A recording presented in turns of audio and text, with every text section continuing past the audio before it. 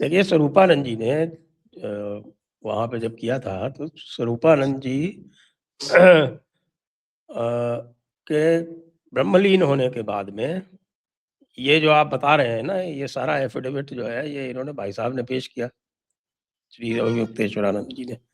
और अभिव्यक्तेश्वरानंद जी ने उसके पेश करने के बाद में इनके फेवर में कुछ कुछ रिकॉर्ड कर दिया। एग्जैक्टली मेरे सामने वैसे तो वो खुला हुआ है सुप्रीम कोर्ट का पेज, लेकिन ढूंढने में टाइम लगेगा इसलिए मैं उस पर नहीं जा रहा। 3010/2020 ये सिविल अपील है, और इसके पहले ये सुनवाई में चलती रही काफी दिनों तक, 2018 से चलती रही।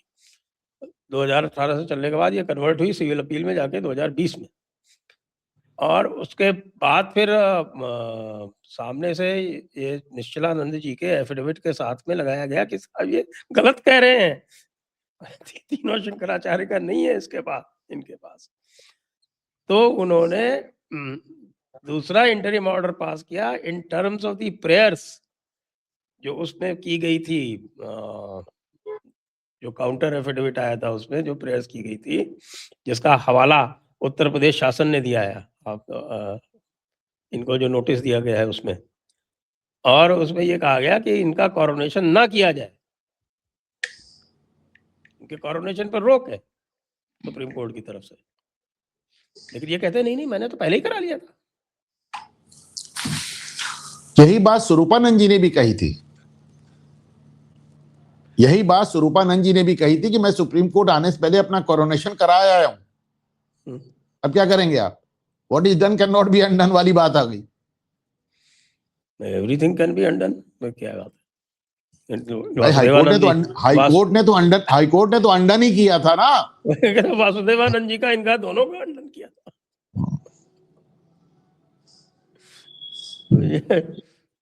इनकी जो है शख्सियत इसी तरह की है।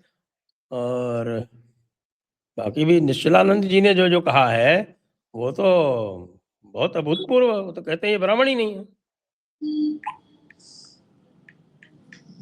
ऐसा नहीं है। यही प्रतापगढ़ के हैं, पड़ोस के हैं, और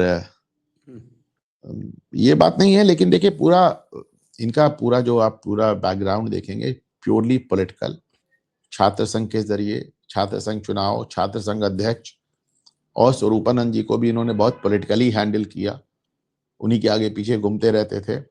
और आपने देखा कि जो इन्होंने अखिलेश यादव की सरकार में किया, अखिलेश यादव ने वैसे इनको ट्रीट भी किया। सब बड़ा दुखद है, सब आंखों देखा है, सब बड़ा। और मैं आपको बताऊं, मैं तो इनको तब से देख रहा हूं जब भी शंकराचार्य नहीं बने थे, क्योंकि ऐसा स्वरूपानंद सरस्वती ने जो बनारस वाला आश्रम इनके हवाले कर दिया था। तो बनारस वाला आश्रम ही देखते थे, बनारस में रहते थे, मैं भी जाता था, मैं भी देखता था। तो अब वो तमाम चीजें तो कहीं भी नहीं जा सकती ना।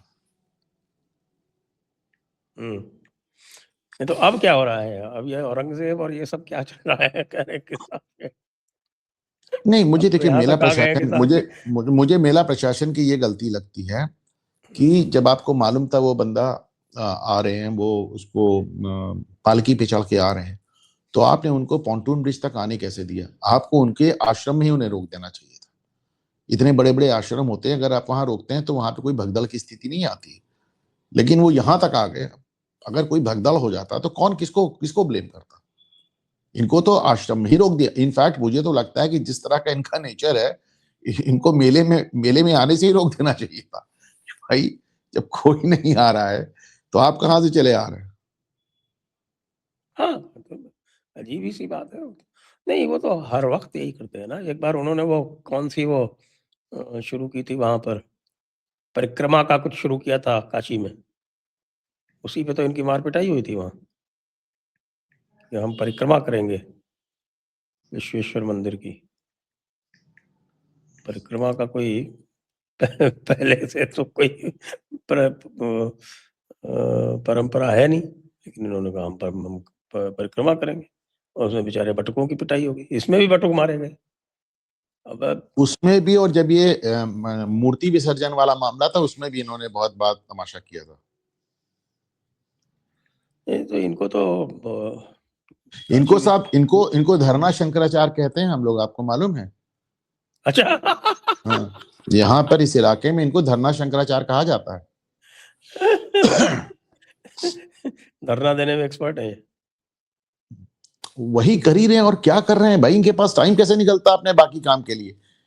अच्छा एक बात और बताएं, सारी दिक्कतें ज्योतिर्मठ को ही लेके क्यों है, किसी और मठ में इतनी मुकदमेबाजी क्यों नहीं है? आप देखो स्वरूपानंद सरस्वती जी के पास दो मठ थे, ज्योतिर्मठ भी था, द्वारका मठ भी था, पर द्वारका मठ एकदम क्लीन, कहीं कोई दिक्कत नहीं।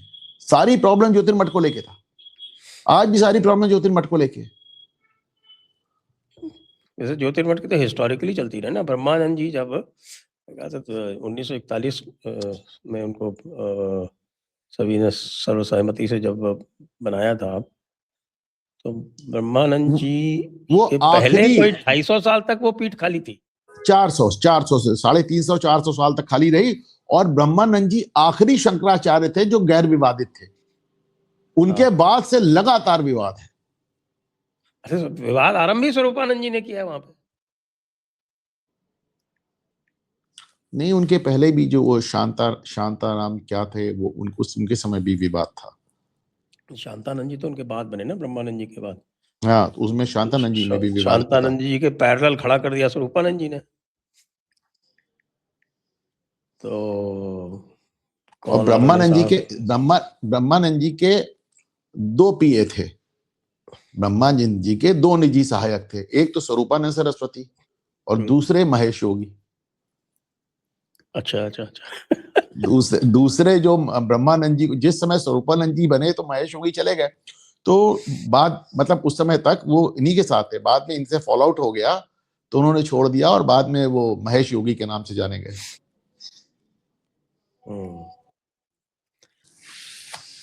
तो बड़ी विचित्र स्थिति है। तो ये जो लेटेस्ट जो अब इन्होंने जो वक्तव्य दिया है योगी जी के विरुद्ध, उसके बारे में क्या है?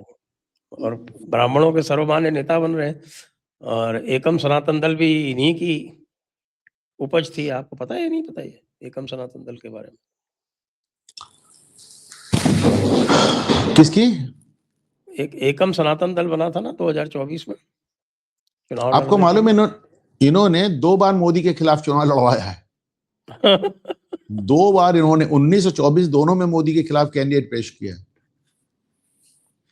19 और 24 में, हाँ 24 में भी खड़ा किया था इन्होंने, उसमें तो बड़ा विवाद चला था। और एकम सनातन दल जो है वो आजकल जो उसके जो सेक्रेटरी महोदय थे वो इनके ही शिष्य हैं एक तरह से, अघोषित।